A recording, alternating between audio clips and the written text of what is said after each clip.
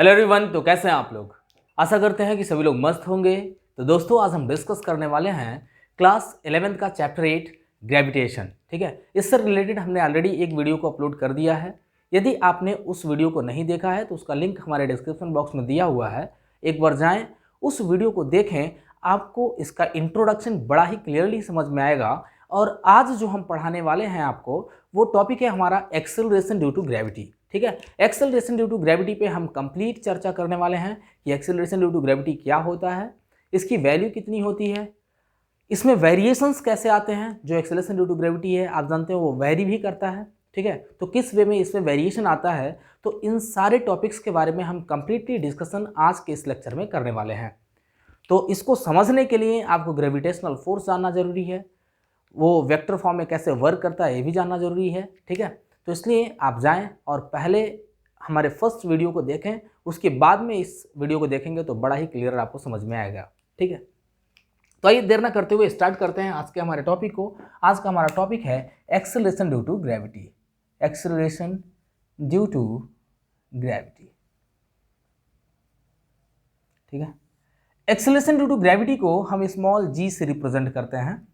सबसे पहले तो तुम ये समझ लो कि एक्सेलरेशन ड्यू टू ग्रेविटी क्या होता है। ठीक है, और एक्सेलरेशन ड्यू टू ग्रेविटी समझने से पहले हमें यह जानना जरूरी है कि ग्रेविटी क्या होता है। ग्रेविटी का मतलब आप स्मॉल जी नहीं समझ लीजिएगा। ठीक है, क्योंकि ग्रेविटी अलग चीज होती है और एक्सेलरेशन ड्यू टू ग्रेविटी अलग चीज होता है। ठीक है, सिंपली अगर हम ग्रेविटी की बात करें तो देखो ग्रेविटी क्या होता है। ग्रेविटेशनल फोर्स को ही हम ग्रेविटी कहते हैं, लेकिन इसके लिए एक स्पेशल कंडीशन होता है, the gravitational force of the अर्थ। ठीक है ना, the gravitational force of the earth is called gravity. Generally हम अर्थ की ग्रेविटेशनल फोर्स को एक स्पेशल नाम दे देते हैं, उसे बोलते हैं ग्रेविटी। और उस ग्रेविटी के कारण किसी बॉडी में जो एक्सेलरेशन आता है उसे बोलते हैं एक्सेलरेशन ड्यू टू ग्रेविटी। ठीक है, आप जानते हैं कि अगर किसी बॉडी को हम फ्रीली ड्रॉप करते हैं, सपोज कर लो कि इस बॉडी को मैं ऐसे फ्रीली ड्रॉप करता हूं, तो जब ये नीचे की तरफ जाएगा तो इसका स्पीड धीरे धीरे करके इंक्रीज होता रहेगा। आपने ऑलरेडी 9th में पढ़ रखा है कि हर एक सेकंड में इसका स्पीड 9.8 मीटर पर सेकंड बढ़ेगा। ठीक है, अगर कोई बॉडी फ्रीली फॉल करता है टुवर्ड्स द अर्थ तो हम जानते हैं कि इसका स्पीड 9.8 मीटर पर सेकंड हर एक सेकंड में बढ़ता रहेगा। ठीक है, और अगर इसी बॉडी को हम वर्टिकली अपवर्ड डायरेक्शन में थ्रो करेंगे तो 9.8 मीटर पर सेकंड इसका स्पीड हर एक सेकंड में घटता रहेगा। ठीक है, तो देखो ये एक्सेलरेशन इसमें कैसे आ रहा है। अगर इस बॉडी को हम फ्रीली ड्रॉप करते हैं तो जरूर इसमें कोई ना कोई फोर्स लगा रहा होगा, जिसके कारण इसके एक्सेलरेशन में चेंजिंग आ रही होगी। इसके वेलोसिटी में चेंजिंग आ रही होगी और इसमें एक्सेलरेशन उत्पन्न होता होगा। ठीक है, तो वो है ग्रेविटी। ठीक है, हमारे अर्थ का जो ग्रेविटेशनल फोर्स है वो इस बॉडी को निरंतर अपने तरफ खींचता रहता है, जिसके कारण इसका स्पीड बढ़ेगा। और यदि इसका स्पीड बढ़ेगा तो किस रेट से बढ़ेगा, 9.8 मीटर पर सेकंड। ठीक है, तो हम कहते हैं कि जो हमारा एक्सेलरेशन ड्यू टू ग्रेविटी है इसकी वैल्यू होती है 9.8 मीटर पर सेकंड स्क्वायर। ये जी की वैल्यू होती है। और यहाँ पर जो हमने बताया है ये हमने वेलोसिटी के रिस्पेक्ट में बताया कि इसका वेलोसिटी हर सेकंड 9.8 मीटर पर सेकंड बढ़ता रहेगा। ठीक है, तो आइए देखते हैं इसके फार्मूले को डिराइव करते हैं, स्मॉल जी के वैल्यू को डिराइव करते हैं कि इसका 9.8 मीटर पर सेकंड वैल्यू कैसे होता है। एज वी नो दैट, यहाँ पे ऐसे लिखते हैं, एज वी नो दैट, आपने पढ़ा है कि जो ग्रेविटेशनल फोर्स होता है इसकी वैल्यू होती है जी m1m2/r²। तो सपोज करते हैं हमारा पहला बॉडी जो है वो अर्थ है। अर्थ का मास हम कैपिटल एम सपोज कर लेते हैं।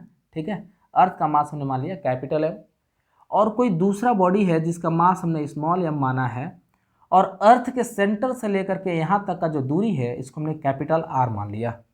क्योंकि अगर आप किसी बॉडी को फ्रीली ड्रॉप करते हैं तो बहुत ज़्यादा हाइट से करोगे तो 100 मीटर से कर सकते हो, 200 मीटर से कर सकते हो। ठीक है ना, या 1 किलोमीटर से ही ड्रॉप कर सकते हो। ठीक है, लेकिन अर्थ का रेडियस कितना है, अर्थ का रेडियस अप्रॉक्स होता है 6400 किलोमीटर। ठीक है, तो इस डिस्टेंस की अपेक्षा देखोगे तो ये दूरी बहुत ही कम है, इसलिए हमने इसको रेडियस ऑफ अर्थ सपोज कर लिया है, इसको हमने आर मान लिया। ठीक है, या ऐसे मान लो कि ये जो बॉडी है ये इसके सरफेस पर है, तो सरफेस से लेकर के इसके सेंटर तक का जो डिस्टेंस होगा उसको कैपिटल आर कहेंगे, क्योंकि ग्रेविटेशनल फोर्स अर्थ के सेंटर से लगता है। ठीक है, तो यहाँ पर हमें मिलेगा F equals to capital G capital M small m by R square. ठीक है, आपने ऑलरेडी इस चीज़ को पढ़ रखा है, कैसे होगा ये आप जानते हैं। According to Newton's second law, according to Newton's second law, force equals to mass into acceleration होता है। ठीक है, और यहाँ पर हम जानते हैं जब भी कोई बॉडी वर्टिकल मोशन करती है तो वहाँ पर एक्सेलरेशन के जगह पे एक्सेलरेशन ड्यू टू ग्रेविटी होगा। ठीक है, कोई भी बॉडी अगर फ्रीली फॉल करती है तो वहाँ पर एक्सेलरेशन के जगह पे क्या होगा, एक्सेलरेशन ड्यू टू ग्रेविटी होगा। तो कह सकते हो G इजिकल्स टू मिल जाएगा फोर्स, यानी कि कौन सा फोर्स है, gravitational force per unit mass. Okay, यहाँ पे लिखते हैं ग्रेविटेशनल फोर्स की वैल्यू, तो G capital M small m by capital R square whole divided by small m। यहाँ पे देखो m से m हो जाएगा कैंसिल और हमें मिल जाएगा small g equals to capital G capital m by R square. Okay, और यहाँ पे देखो इस g की वैल्यू होती है 6.67 into 10 to the power minus 11 into mass of earth होता है 6 into 10 to the power 24 kg approx mass है। ठीक है, और इस डिस्टेंस की या कह सकते हो इसके रेडियस की वैल्यू अभी मैंने बताया आपको 6400 किलोमीटर होता है, यानी कि 6.4 इंटू 10 टू द पावर, अच्छा इसमें देखो 10 टू द पावर 3 से मल्टीप्लाई करोगे तो मीटर में कन्वर्ट हो जाएगा। ठीक है, तो 3 और 2 5 और 1 6, यानी इतना मीटर हो जाएगा। तो यहाँ पर लिख सकते हैं 6.4 into 10 to the power 6 metre. ठीक है, और इसका देखो होल स्क्वायर है तो इसका होल स्क्वायर कर लेंगे, और जब आप इस पूरे कैलकुलेशन को करोगे तो आपको मिल जाएगा अप्रॉक्स वैल्यू मिलेगा 9.8 मीटर पर सेकंड स्क्वायर। ठीक है, तो ये हमें मिल गया एक्सेलरेशन ड्यू टू ग्रेविटी का वैल्यू मिल गया यहाँ पे। इस पूरे को कैलकुलेट करने के बाद में ये वैल्यू मिलेगा। लेकिन ये वैल्यू, ये जो G का वैल्यू आया है, एक्सेलरेशन ड्यू टू ग्रेविटी का जो वैल्यू आया है, ये हर जगह एक समान नहीं होता। अगर हम अर्थ के सरफेस पर ही देख लें तो हर जगह जो अर्थ का ऊंचाई है कह सकते हैं, या ऐसे कह सकते हैं कि जो अर्थ है हमारी, अर्थ कुछ इस शेप की है। ठीक है, ऐसे हल्का सा संतरे के आकार की है, ठीक है ना, ऑरेंज के आकार की है। तो यहाँ पर भी जो एक्सेलरेशन है हर जगह एक समान नहीं है। या ऐसे भी कह सकते हो कि अर्थ के ऊपर अगर किसी बॉडी को हम वर्टिकली अपवर्ड डायरेक्शन में थ्रो करते हैं तो जब बॉडी अर्थ के सरफेस से ऊपर जाएगी तो उसका acceleration due to gravity vary करेगा, क्योंकि डिस्टेंस चेंज होगा, और जब डिस्टेंस चेंज होगा तो एक्सेलरेशन ड्यू टू ग्रेविटी क्या हो जाएगा, कम हो जाएगा, क्योंकि यहाँ पे डिस्टेंस बढ़ेगा, और जब डिस्टेंस बढ़ेगा तो एक्सेलरेशन ड्यू टू ग्रेविटी घटेगा। लेकिन यहाँ पे मजे वाली बात यह है कि अगर आपको हम अर्थ के अंदर रख देते हैं, ठीक है, सपोज कर लो कि हमने यहाँ पे क्या कर दिया, डग आउट कर दिया, या कैसे यहाँ पे खुदाई कर दिया है, और यहाँ पर हमने किसी बंदे को रख दिया, तो होना क्या चाहिए कि इस पे एक्सेलरेशन ड्यू टू ग्रेविटी घट जानी चाहिए, सॉरी बढ़ जानी चाहिए, क्योंकि यहाँ पर देख रहे हैं सेंटर से लेकर के इसकी दूरी कम हो गई है। ठीक है ना, ये दूरी क्या हो गई, कम हो गई, आर प्राइम हमने मान लिया इसको। तो जब यह दूरी कम हो गई तो यहाँ पे एक्सेलरेशन ड्यू टू ग्रेविटी बढ़ जानी चाहिए, लेकिन ऐसा होता नहीं है, यहाँ पर भी एक्सेलरेशन ड्यू टू ग्रेविटी कम हो जाता है।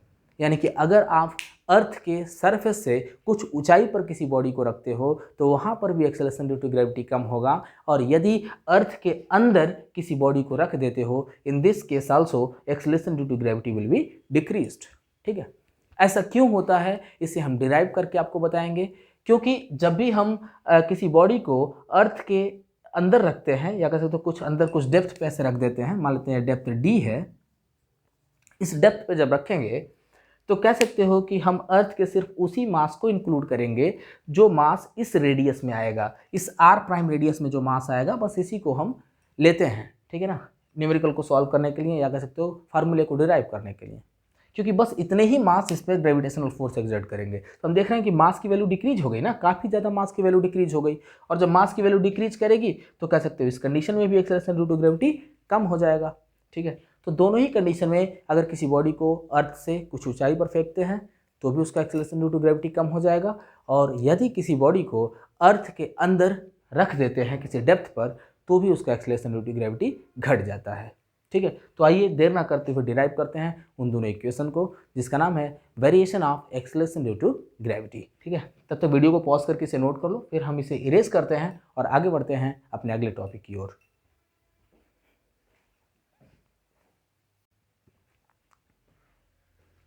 सो गाइस, यहाँ पर हम पहले वेरिएशन को देखते हैं, variation of acceleration due to gravity at a height h। ठीक है, अगर सपोज कर लो किसी बॉडी को हम h हाइट पर थ्रो करते हैं, ठीक है, अगर मान लो हम अर्थ के रिस्पेक्ट में इस मार्कर को कुछ ऊंचाई पर ऐसे फेंकते हैं तो इस पर लगने वाला acceleration due to gravity decrease होता है। ठीक है, अब बहुत कम हाइट पे फेंकोगे तो डिक्रीज होने का चांस कम है, यानी कि नेग्लिजिबल डिक्रीमेंट आएगा। लेकिन अगर बहुत ज़्यादा ऊंचाई पे फेंक देते हो, जैसे सपोज अब उतना ऊंचाई पे फेंकना तो पॉसिबल नहीं है, एरोप्लेन की मदद से लेकर के चले जाते हो किसी ऑब्जेक्ट को, तो उस पर लगने वाला एक्सेलरेशन ड्यू टू ग्रेविटी थोड़ा कम हो जाता है। ठीक है, तो देखिएगा कैसे कम होता है, देखते हैं यहाँ पे उस फार्मूले को डिराइव करते हैं। सपोज कर लो कि एक स्टोन है, इस स्टोन को हम किसी हाइट h से, यानी कि सरफेस से लेकर के इसका हाइट हम मानते हैं h है। ठीक है, यहाँ पर हम इसको अरेंज करते हैं। हम जानते हैं कि यदि ये बॉडी अर्थ के सरफेस पे होता, पहले सपोज कर लो कि जो बॉडी है जिसका मास स्मॉल m है, अगर ये अर्थ के सरफेस पर होता, यहाँ पर ये बॉडी यदि होता, तो उस कंडीशन में एट सरफेस कह सकते हैं कि जो ग्रेविटेशनल फोर्स होता, चूँकि तबीयत थोड़ी ठीक नहीं है, अभी फीवर का टाइम चल रहा है, आप सभी जान रहे हैं, मौसम चेंज हो रहा है, धीरे धीरे ठंडी का मौसम आ रहा है, तो स्वास्थ्य डाउन है। उसके बावजूद भी मैंने सोचा कि आपकी पढ़ाई वेरी ना करे, ठीक है, और निरंतर आपके लिए मैं एक ना एक लेक्चर्स लेकर के आता ही रहता हूँ। आप जानते हैं 11th 12th या फिर BSc के भी लेक्चर्स को मैं अवेलेबल कराता रहता हूँ। ठीक है, तो बारी बारी करके एक एक वीडियो अपलोड कर ही रहा हूँ और कोशिश यही रहेगी कि आपके एग्जामिनेशन से पहले आपके सिलेबस को कंप्लीट करा दिया जाए। ठीक है, तो चलिए देखते हैं यहाँ पर एट सरफेस, जब इस बॉडी को इस सरफेस पर रखा जाएगा तो यहाँ पर एक्सेलरेशन ड्यू टू यहाँ पर ग्रेविटेशनल फोर्स देखो कितना होगा, capital G capital M by R square into small m।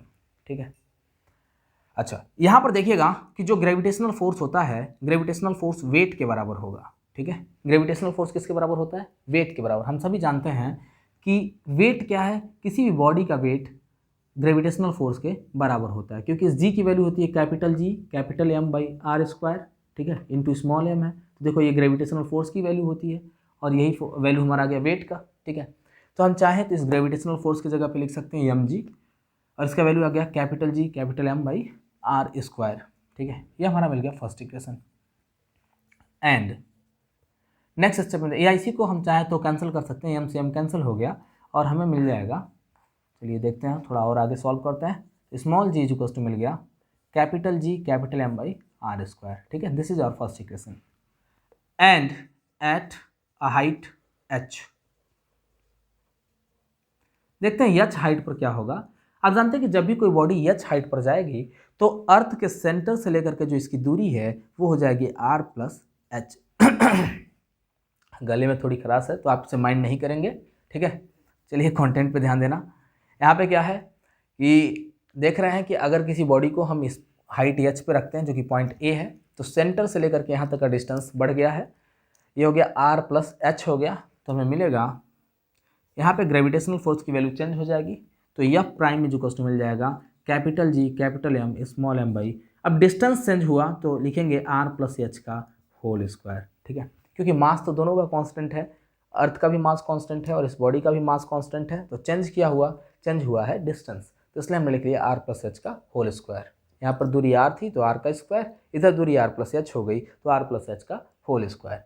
और हम जानते हैं कि यहाँ पर भी F प्राइम की जगह पे चाहे तो ग्रेविटेशनल फोर्स का वैल्यू इसके वेट के बराबर लिख सकते हैं, तो इसका वेट कितना होगा mg प्राइम लिख लेते हैं, क्योंकि यहाँ पर चेंज क्या होगा, एक्सेलरेशन ड्यू टू ग्रेविटी। अभी हम यही पढ़ने वाले हैं कि acceleration due to gravity vary करता है, कैसे वेरी करेगा इस चीज़ को हम यहाँ पे डिराइव करेंगे। यहाँ पर भी देखो m से m कैंसिल हो जाएगा और मिल जाएगा g prime is equals to capital G capital M upon r plus h to the whole square. This is our second equation.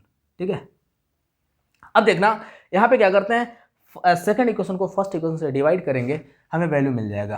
ठीक है, अगर इसकी वैल्यू 1 के बराबर आ जाए, g डैश को अगर g से डिवाइड करते हैं और इसकी वैल्यू 1 आ जाती है, तब तो समझ लेना कि acceleration due to gravity vary नहीं कर रहा है। ठीक है, लेकिन अगर 1 से कम आएगा या 1 से ज़्यादा आएगा, दोनों ही कंडीशन में acceleration due to gravity vary करेगा। अगर इन दोनों को डिवाइड करने पर जो हमारा वैल्यू है या दोनों का जो रेशियो है वो 1 से ग्रेटर आएगा, मतलब एक्सेलरेशन ड्यू टू ग्रेविटी बढ़ गई, और यदि 1 से स्मॉलर आएगा तो एक्सेलरेशन ड्यू टू ग्रेविटी घट गई। ठीक है, तो लिखते हैं equation second divided by equation first we get. ठीक है, यहाँ पे लिख लेना now equation second divided by equation first we get. देखिए क्या मिलेगा, G prime upon G is equals to capital G capital M upon R plus H to the whole square whole divided by G M by R square. Okay, यहाँ पे G M से G M हो गया cancel, हमें मिलेगा G prime upon G is equals to R square upon R plus H to the whole square. ठीक है, और यहाँ पर देख रहे हो G prime is equals to मिल गया R square upon R plus H to the whole square, या सिंपली ऐसे लिख लेते हैं हम, इस दोनों का चूंकि स्क्वायर है तो हम ब्रैकेट क्लोज करके यहाँ पे होल का स्क्वायर लिख लेते हैं इनटू जी।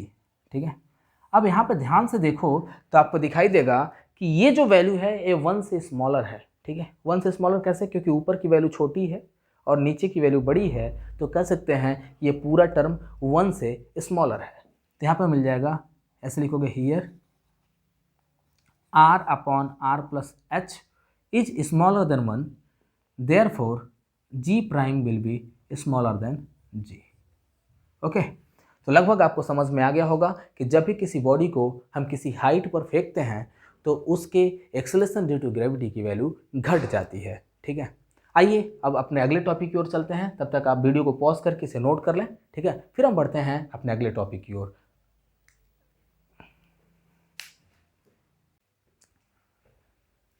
नाउ हम अगले टॉपिक की ओर चलते हैं। हमारा अगला टॉपिक है effect of depth on a body. ठीक है, having mass small M. Suppose कर लो किसी बॉडी को हम अर्थ के सरफेस पर रखते हैं। ठीक है, ये हमारी कोई बॉडी है जिसको हमने अर्थ के सरफेस पर रख दिया, और इस बॉडी सॉरी तो यहाँ पर कोई बॉडी है, इस बॉडी का मास है स्मॉल एम जिसको हमने अर्थ के सरफेस पर रखा है। ठीक है, और यहाँ से लेकर के यहाँ तक का जो डिस्टेंस है हम जानते हैं कि रेडियस ऑफ अर्थ, हमने इसको मान लिया कैपिटल आर हमने मान लिया। ठीक है, रेडियस ऑफ अर्थ हमने मान लिया कैपिटल आर।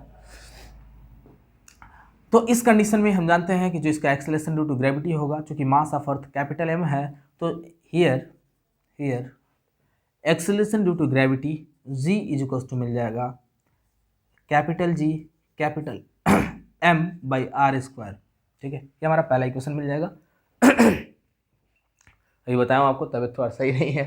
ठीक है, तो यहाँ पर देखते हैं ग्रेविटेशनल फोर्स बराबर होता है एम इंटू जी। हमने पहले भी बता रखा आपको कि किसी भी बॉडी का जो वेट होता है वही हमारा ग्रेविटेशनल फोर्स कहलाता है। इसलिए अगर हम यहाँ पे M G equals to G M small M by R square लिखते तो स्मॉल एम से स्मॉल एम कैंसिल होता था, तो हमने एक स्टेप को पहले ही लिख लिया है। ठीक है, एंड अब देखो इस कंडीशन में हम कैसे सॉल्व करते हैं, डेरिवेशन को कैसे हम कैलकुलेट करते हैं। इसके लिए देखिएगा हमें क्या करना होगा, इस मास की वैल्यू को फाइंड करना होगा। ठीक है, क्योंकि हम जानते हैं कि जब इस बॉडी को यहाँ से लाके यहाँ पर हम रखेंगे तो बस इतने ही रीजन का मास लिया जाएगा। ठीक है ना, यहाँ पे बस इस रीजन का मास, जिस मास को हमने एम प्राइम हमने मान लिया, बस इस मास को हम कंसिडर करेंगे। ठीक है, तो इस मास को कैसे हम फाइंड करेंगे, उसके लिए हमें डेंसिटी निकालना पड़ेगा।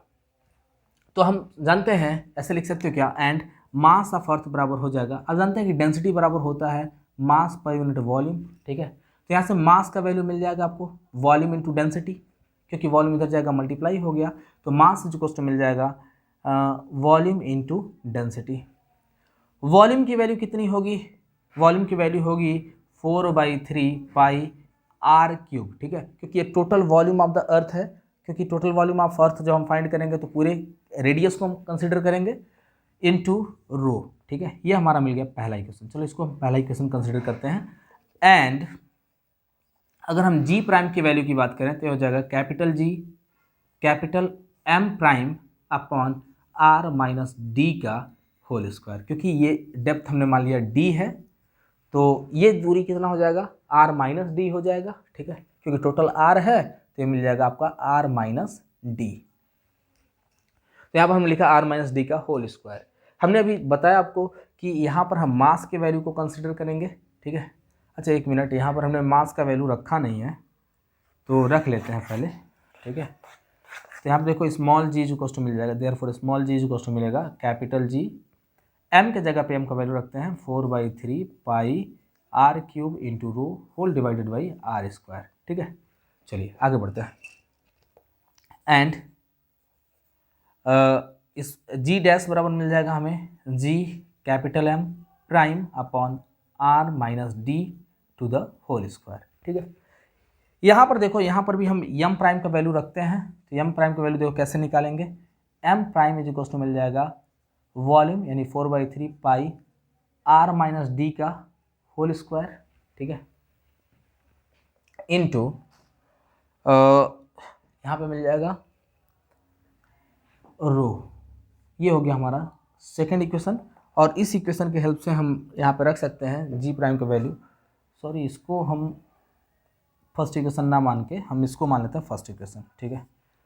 और इसको सेकंड इक्वेशन ना मान के जब एम प्राइम का वैल्यू यहाँ रखेंगे तो जी प्राइम को हमने मान लिया सेकंड इक्वेशन, तो यहाँ मिलेगा कैपिटल जी, और एम प्राइम की जगह पर रखेंगे 4/3 पाई आर माइनस डी का whole square into rho whole divided by मिल जाएगा आर माइनस डी का होल स्क्वायर, ठीक है। यहाँ पे 4/3 पाई आर क्यूब होता है बच्चों, ठीक है, क्योंकि वॉल्यूम ऑफ स्फीयर होता है 4/3 पाई आर क्यूब। तो यहाँ पर हम देख रहे हैं डिस्टेंस आर माइनस डी है तो इसका होल क्यूब हो जाएगा। यहाँ पर देखो ये टर्म जो होगा ये कैंसिल हो जाएगा, तो 3 है, 2 से जब 2 को माइनस करेंगे 3 में से तो 1 बच जाएगा, और वही कंडीशन यहाँ पर होगा, 2 है और 3 में से जब 2 को माइनस करेंगे तो 1 बच जाएगा, एक आर यहाँ पर बच जाएगा। इसको नहीं मान लिया second equation. Now equation second divided by equation first, we get, ध्यान से देखना यहाँ पे G prime upon G is equal to मिल जाएगा आपको, जी प्राइम की जगह पे इसका वैल्यू रखते हैं G 4/3 pi R minus D into rho whole divided by, यहाँ पर देखो इसका वैल्यू कितना है capital G 4/3 pi capital R into rho, ठीक है। रो से रो कैंसिल हो गया, ये 4/3 पाई से 4/3 पाई पूरा कैंसिल हो गया, ठीक है। देखो बचा क्या, G prime is equal to मिल गया R minus D upon R into sorry upon G है इधर। अब देखो हमें क्या मिल जाएगा, G prime is equal to मिलेगा, यहाँ पे चाहें आप तो लिख सकते हैं, इसी को चाहो तो ऐसे लिख सकते हो R upon R minus D upon R, या वैसे भी आपको दिख रहा है कि ये वैल्यू 1 से छोटा है। 1 से छोटा कैसे, क्योंकि ऊपर वाला वैल्यू स्मॉलर है और डिनोमिनेटर इसका ग्रेटर है, तो सिंपली कह सकते हैं कि ये वैल्यू 1 से छोटा है। और वैसे भी हम यहाँ पे कंसिडर कैलकुलेट कर सकते हैं, आर 1 जा आर, तो मिल जाएगा R minus D upon R, ठीक है, इंटू जी। तो आपने देखा कि ये वैल्यू 1 से छोटी है, यानी हम कह सकते हैं कि जो जी डैश की वैल्यू होगी या जी प्राइम की जो वैल्यू होगी वो acceleration due to gravity at the surface of the earth से कम होगी, ठीक है। देयरफॉर या ऐसे लिख सकते हो hence G prime will be less than G, it is proved, ठीक है। हमें यही प्रूव करना था कि यदि किसी बॉडी को अर्थ के अंदर रखते हैं तो भी इसकी एक्सेलरेशन ड्यू टू ग्रेविटी कम हो जाएगी, और यदि किसी बॉडी को हम अर्थ के सरफेस से किसी हाइट एच पर थ्रो करते हैं उस कंडीशन में भी इसके एक्सेलरेशन ड्यू टू ग्रेविटी की वैल्यू डिक्रीज हो जाएगी। तो यकीनन आपको ये समझ में आया होगा ये डेरिवेशन कैसे होगा, और वीडियो को पॉज करके आप इसे नोट कर लें, ठीक है। मैं हट गया हूँ, और इसी वीडियो के साथ आज का अपना लेक्चर मैं यहीं पर समाप्त करूँगा। और जाने से पहले आपसे एक चीज़ ज़रूर कहना चाहूँगा कि इतनी रात को और तबीयत ख़राब होने के बावजूद भी मैं आपके लिए एक एक लेक्चर प्रोवाइड करता रहता हूँ। सिचुएशंस आप सभी जानते हैं कि उतने अच्छे नहीं हैं, क्योंकि पिताजी का तबीयत काफ़ी ज़्यादा ख़राब है, तो उसमें भी काफ़ी डिस्टर्बेंस है, लेकिन फिर भी मैं टाइम निकाल कर आपके लिए एक एक लेक्चर लेकर के आता रहता हूँ। तो आपसे भी एक लाइक का उम्मीद तो कर ही सकता हूँ। आप इस वीडियो को लाइक करें, ज़्यादा से ज़्यादा अपने दोस्तों को शेयर करें, और हमारे चैनल को सब्सक्राइब करना तो बिल्कुल भी ना भूलें, ठीक है। और साथ ही साथ बेल आइकन भी दबा दें ताकि जैसे ही मैं कोई वीडियो अपलोड करता हूं आपको उसका लिंक मिल जाए। दोस्तों मैं अपने इस चैनल पर क्लास 9 से लेकर 12 तक के एकेडमिक वीडियोस को अपलोड करता हूं, और बीएससी के भी लेक्चर्स को प्रोवाइड करता रहता हूं, और जो कि पूरे के पूरे लेक्चर्स जो 12 तक के जो लेक्चर्स हैं वो एनसीईआरटी को फॉलो करते हैं, और जो बीएससी के जो लेक्चर्स हैं वो आपके बीएससी के सिलेबस के अकॉर्डिंग ही होते हैं, और उसमें छोटे से लेकर बड़े टॉपिक को सारे के सारे टॉपिक को कंसिडर किया गया है, ठीक है, तो तब तक के लिए विदा लेते हैं, मिलते हैं आपसे अगले वीडियो में। जय हिंद दोस्तों।